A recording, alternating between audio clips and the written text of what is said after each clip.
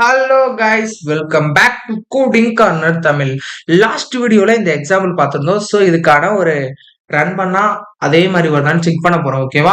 இப்போ அதை ரன் பண்ணி பார்ப்போம். அதே மாதிரி தான் ஃபர்ஸ்ட் எடுத்து வந்து டபிள்யூ பிரிண்ட் பண்ணும், ஒவ்வொரு லெட்டரா பிரிண்ட் பண்ணும்.